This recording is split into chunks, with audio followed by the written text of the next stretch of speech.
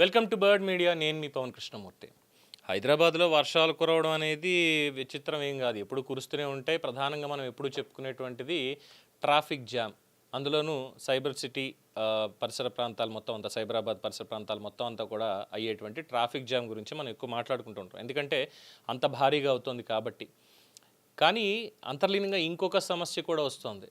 ఆ సమస్య గురించి మాట్లాడడం కాస్త తక్కువ అవుతుంది. అది మణికొండ ఏరియా కావచ్చు, పుప్పాలగూడ కావచ్చు, ఆర్ అమీన్పూర్ ఏరియా కావచ్చు, లేదు అంటే అమీన్పూర్ తర్వాత ఇంకొక ఏరియా ఉంటుంది, పటాన్ చెరువు దాటిన తర్వాత రైట్ సైడ్లో వస్తుంది, సమ్ పేరు గుర్తు రావట్లేదు, అక్కడ కావచ్చు.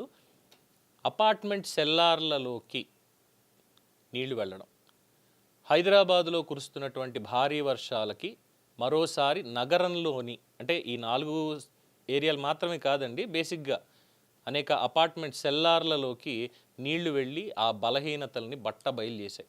అనేక ప్రాంతాల్లో అపార్ట్మెంట్ సెల్లార్లలోకి భారీగా వర్షపు నీరు చేరడంతో కార్లు, బైకులు, ఎలక్ట్రిక్ బైకులు, వాట్ ఎవర్ అక్కడ ఉన్నటువంటి వెహికల్స్, అలాగే ఎలక్ట్రిక్ మోటార్స్ కూడా నీట మునిగి లక్షల రూపాయల ఆస్తి నష్టం జరుగుతోంది. రాత్రికి రాత్రే పార్కింగ్ ప్రదేశాలు చెరువుల్ని తలపిస్తున్నాయి. పొద్దున్న వాహన యజమానులు వాహనాలని ఆ వరద బురద నీటిలోంచి బయటికి తీసుకుని, లేదు అందులో చిక్కుకున్నటువంటి దృశ్యాలు చూసి షాక్కి గురవుతున్నారు. సరే, దానికి మాత్రమే కాదు, వర్షం వస్తుంది అంటేనే ముందు భయపడుతున్నారు, ట్రాఫిక్లో ఉన్నామని. ఇంటికి వచ్చి సెల్లార్లో పెడితేనేమో అది ఇంకొకటి. ఈ నష్టానికి కేవలం భారీ వర్షాలనే కారణంగా చూపించడం సరైంది కాదు అని పట్టణ ప్రణాళిక నిపుణులు అభిప్రాయపడుతున్నారు. ఎందుకంటే నగరంలో అనేక అపార్ట్మెంట్లు నిబంధనలకి విరుద్ధంగా సెల్లార్ పార్కింగ్ స్థలాల్ని మార్చడం, వర్షపు నీటి ప్రవాహ మార్గాల్ని ఆక్రమించడం, సరైన డ్రైనేజీ వ్యవస్థలు ఏర్పాటు చేయకపోవడం అనేటువంటి అంశాలు సమస్యని మరింత తీవ్రతరం చేస్తున్నాయి. నిబంధనల ప్రకారం సెల్లార్లు ప్రధానంగా పార్కింగ్ కోసం మాత్రమే వినియోగించాలి, ఫైన్. కానీ అనేక చోట్ల సెల్లార్లని గోదాములు, కమర్షియల్ స్పేస్లు, లేదంటే ఇతర అవసరాల కోసం వినియోగించడం వల్ల నీటి ప్రవాహానికి అడ్డంకులు ఏర్పడుతున్నాయి అంటున్నారు. ఇది ఇంకొక కారణం. బట్ సెల్లార్ పార్కింగ్ ఉంది అంటే దానికి ప్రత్యామ్నాయంగా ఖచ్చితంగా వాటర్ పంపింగ్ వ్యవస్థ అనేది 100% ఉండి తీరాలి యాక్టివ్గా, కానీ ఎక్కడా లేదు. అలాగే ఇంకొన్ని చోట్ల నిర్మాణాలకి అనుమతులు పూర్తిగా విరుద్ధంగా ఉండడంతో బయటికి వెళ్ళేటువంటి మార్గాలు కూడా పూర్తిగా మూసుకుపోతున్నాయి. ప్రతి వర్షాకాలంలోనూ ఇదే పరిస్థితి రిపీట్ అవుతుంది. నిర్మాణ నిబంధనల అమలు, అక్రమ నిర్మాణాలపై చర్యలు, సమర్థమైన వర్షపు నీటి నిర్వహణ, వీటి మీద అధికారులు తగిన దృష్టి సారించడం లేదు అనేటువంటి విమర్శలు ఒకవైపు అయితే, ఈ సెల్లార్ పార్కింగ్లు వద్దు అని మొత్తుకుంటున్న అపార్ట్మెంట్లు నిర్మించేటువంటి బిల్డర్లు సెల్లార్ పార్కింగ్ తోటే చేస్తున్నారు. పార్కింగ్ అంటూ సెపరేట్గా పెట్టట్లేదు, బికాజ్ ఆఫ్ ద కమర్షియాలిటీ అనుకోవచ్చు, లేదంటే స్థలం లేకపోవడం కావచ్చు.